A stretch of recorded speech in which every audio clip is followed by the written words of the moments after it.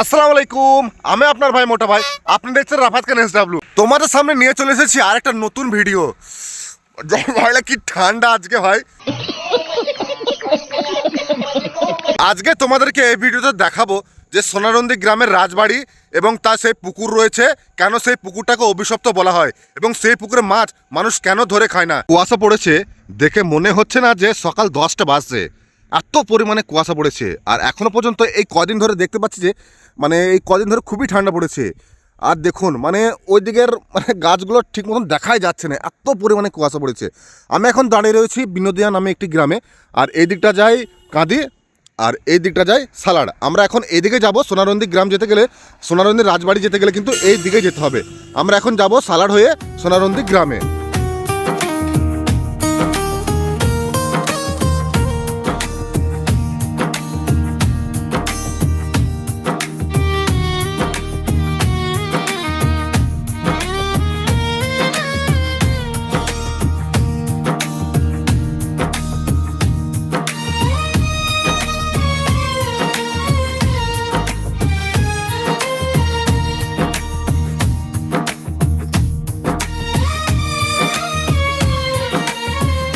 Finally বন্ধুরা চলে এসেছি আমরা সেই রাজবাড়িতে।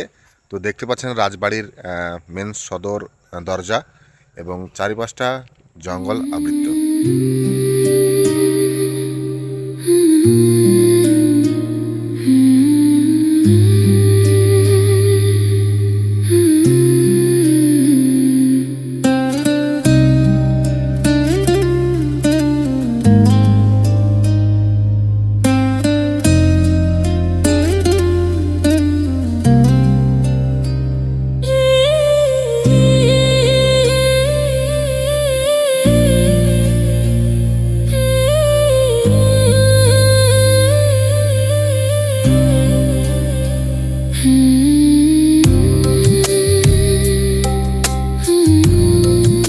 তো ফাইনালি বন্ধুরা আমরা চলে এসেছি সেই অংশে যেখানে অভিশপ্ত পুকুর বলা হয়। তো দেখতে পাচ্ছেন এটা রাজবাড়ি এবং সম্পূর্ণটা পেছনে দেখালাম আপনাদেরকে।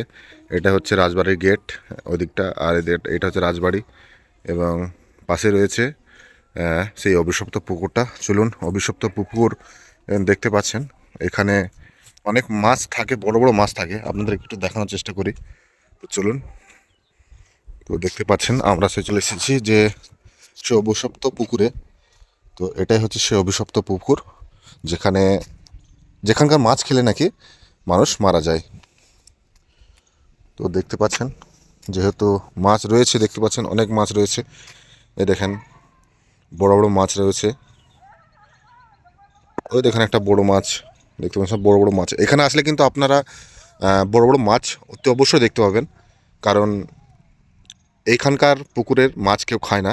এটা এখানকার লোকেরা মানে যে এখানকার মাছ খেলে নাকি মানুষ মারা যায়। তো এই দাদুটা বসে আছে, দাদুটাকে জিজ্ঞেস করবো যে এই পুকুরের মাছকে কেন অভিশপ্ত বলা হয়। তো যাই এখন দাদুকে। দাদু কেমন আছেন? ভালো আছেন? আচ্ছা দাদু, এই যে পুকুরটা, আচ্ছা আচ্ছা দাদু একটা কথা বলেন যে এই যে পুকুরটাকে অভিশপ্ত কেন বলা হয়? রাজারা একটা প্রতিষ্ঠা করে গিয়েছে পুকুরে। আচ্ছা এবার এই পুকুরে মাছ কেউ ধরে খেতে পারে না। আচ্ছা আচ্ছা, আমি লোকে মুখে শোনা যায় যে এই পুকুরে মাছ খেলে নাকি এর একটা মাহাত্ম্য আছে। হ্যাঁ, পুকুরে এই মাছের একটা মাহাত্ম্য আছে। আচ্ছা আচ্ছা আচ্ছা, মাছ একবার ধরতে গিয়ে দিয়েছে, পাড়ে উঠতে গিয়ে অজ্ঞান হয়ে গেছিল। আচ্ছা আচ্ছা আচ্ছা, অজ্ঞান হয়ে গেল। মাছ খেলে নির্বংশ হয়ে যায়। নির্বংশ হয়ে যায়। হ্যাঁ। আচ্ছা আচ্ছা, সেই জন্য কেউ খায় না। এবার খেলে পরে তাহলে কি মাছ থাকতো? এইরকম মাছ থাকে না, হ্যাঁ এইরকম কোনো পুকুরে আমার গ্রামে কোনো পুকুরই নেই। হ্যাঁ হ্যাঁ। তো এইখানে এই কারণেই মানুষ খায় না যে নির্বংশ হয়ে যায়। মাছ মরে যায়, সেই মাছ আগে গঙ্গায় দিত, এখন আর গঙ্গায় যায় না, এখন এই পাহাড়ে দু একটা মূল্য কিনতে যায়। আচ্ছা আচ্ছা আচ্ছা, এই যে কিছুদিন আগে ফেসবুকে দেখলাম যে আপনাদের মাছগুলো মরে গিয়েছিল। হ্যাঁ, সেটা উদ্ধার পুরো গঙ্গা জল দিয়ে এলো। আচ্ছা, গঙ্গা দলে দিয়ে আসা হয়েছিল। আচ্ছা, কি কারণে মারা গেছিল আপনারা জানেন? জলে একটু ডিফেক্ট হয়ে গেছে। ও আচ্ছা আচ্ছা আচ্ছা আচ্ছা, অক্সিজেন পেছিল না মাছে। আচ্ছা মাছে অক্সিজেন পাচ্ছিল না বলে মাছগুলো সব মারা যায়। তারপরে তো আবার নতুন করে ছাড়া হয়েছিল। মাছ প্রচুর আছে। ওই গাছপালাগুলো কাটা হয়েছে, তারপরে গোটা 30টার মতো জঙ্গল পরিষ্কার করে গেছে। মাছ একবারে ঘেঁষ হয়ে গেছে, এত মাছ।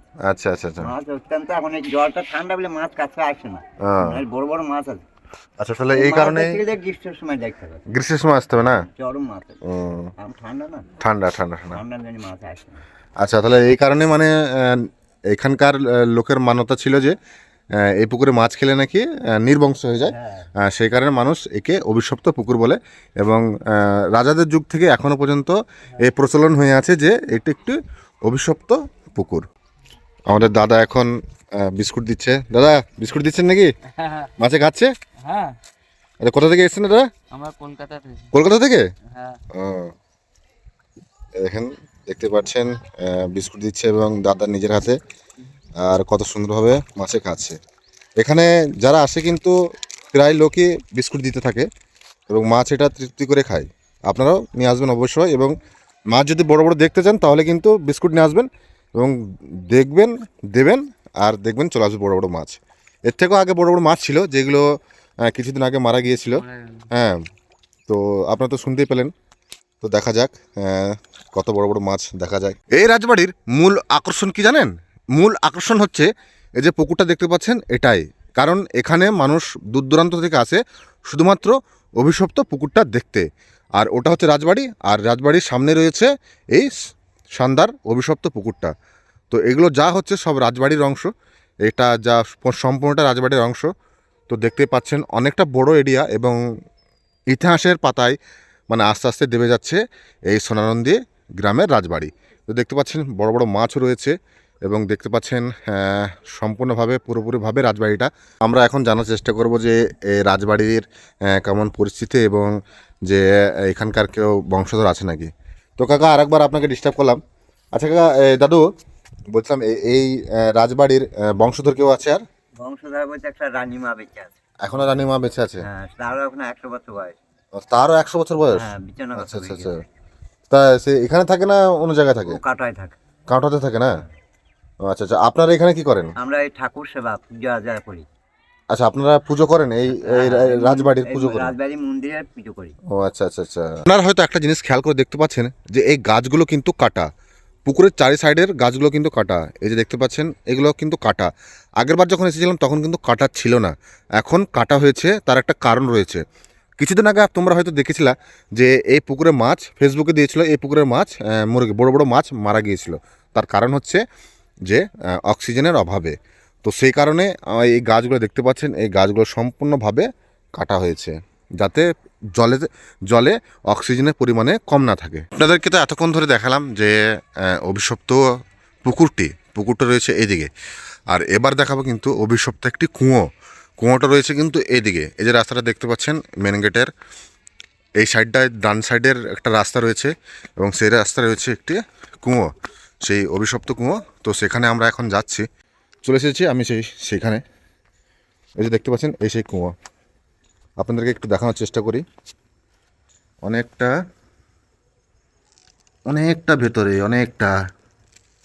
হ্যাঁ, দেখতে পাচ্ছেন নাকি জানি না। এই যে দেখতে পাচ্ছেন অনেকটা। এখানে থাকতেও একটু গা ছমছম লাগছে। আর এটি রয়েছে কিন্তু সম্পূর্ণভাবে রাজবাড়ির পেছনে। এটা রাজবাড়ি পেছনকার অংশ, এদিকেও রয়েছে রাজবাড়ি এবং দেখতে পাচ্ছেন সম্পূর্ণভাবে রাজবাড়ি। এখান থেকে দূরে থাকবো, কারণ কুয়ো দেখলে ভাই আমার এমনিতে ভয় লাগে, কারণ পুরনো ইতিহাসের কথা মনে পড়ে যায়। কেন জানি না, যে মনে হয় যে কি অনেকটা ভয় ভয় লাগে। তো যাই হোক, আমি এখান থেকে চলে যাব, কারণ আমি এখানে একাই রয়েছি। বেলা আমরাও এভাবে তেঁতুল পেড়ে খেতাম, ঢেলা মেরে খেতাম। আর এটা তো তা ভদ্র যে লগাই করে পেরে খাচ্ছে। তো বিষয়টা হচ্ছে ভাই এরকম ছোটোবেলাকার স্মৃতি অনেক রয়েছে যেগুলো সময়ের সঙ্গে সঙ্গে বিলুপ্ত হয়ে গেছে। তো দেখা আমরা যেহেতু এখন যথেষ্ট বড় হয়েছি, আর এরকম ছোটোবেলায় মস্তি অনেক করতাম। আর এটা হচ্ছে তেঁতুল গাছ, আর অনেক ঢেলা মেরে তেঁতুল পেড়েছি, অনেক লগা করে বেঁধে তেঁতুল পেড়েছি। সেসব স্মৃতি আর ভাই পাওয়া খুব মুশকিল ছিল। আজকের ভিডিও আপনাদেরকে এই ভিডিওতে দেখালাম অভিশপ্ত পুকুর, অভিশপ্ত কুয়ো এবং রাজবাড়ির বংশধর কেউ এখনও পর্যন্ত বেঁচে আছে কি না, সমস্ত রকম তথ্য ছিল এই ভিডিওতে। আপনাদের এই ভিডিওটি কেমন লেগেছে অতি অবশ্যই কিন্তু কমেন্টে জানাবেন। আর এর পরবর্তী ভিডিও কাদের বাড়ি এবং কোথায় দেখতে চান সেটাও কিন্তু অবশ্যই কমেন্টে জানাবেন। তো চলুন দেখা হচ্ছে অন্য কোনো আর এক নতুন ভিডিওতে। ততক্ষণের জন্য ভালো থাকবেন, হাসতে থাকবেন। খুদা হাফিজ।